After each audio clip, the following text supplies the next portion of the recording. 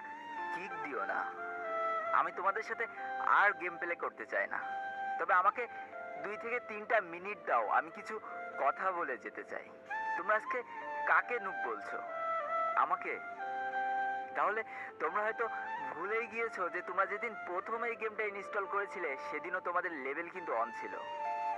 আর সেদিনও তোমরা আমার মতোই সাদা জামা আর এই কালো প্যান্টটা পরেছিলে।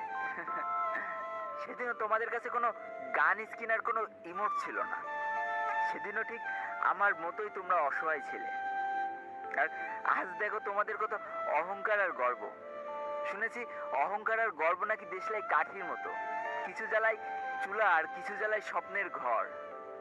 মাঝখানে তফাৎটা কি জানো? খালি এই দেশলাই কাঠি ব্যবহারকারী। জানো তো, আমি না তোমাদের মতো 10-12টা করে কিল করতে পারবো না। তবে আমার সব থেকে পছন্দের গানটা পেলেও না আমি তাড়াতাড়ি তোমাদের ডেকে দিয়ে দিই।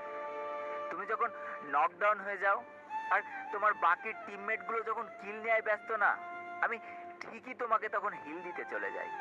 কারণ আমি তো নুব। অনেকবার হয়েছে কি জানো, হিল তো আমি ঠিকই দিয়ে দিয়েছি, কিন্তু অতগুলো ইনিমির মাঝখান থেকে আর আমি হয়তো বেঁচে ফিরতে পারিনি। তাতেও আমার কত আনন্দ যে আমি আমার পুরো টিমমেটটাকে তো হিল দিয়ে দিলাম। সে তো বেঁচে আছে, সে একাই খেলে দেবে। কতবার নকডাউন হয়েছি, কিন্তু কারো কাছে বলতে পারিনি অধিকার নিয়ে যে আমাকে হিল করে যাও। কেন জানো তো? কারণ আমি কখনো চাইনি যে আমার জন্য আমার পুরো টিমমেটের কোনো অসুবিধা হোক।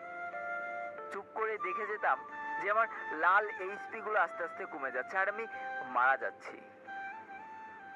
কিন্তু তবু আমার বলার সাহস ছিল না যে আমাকে হিল করে যাও।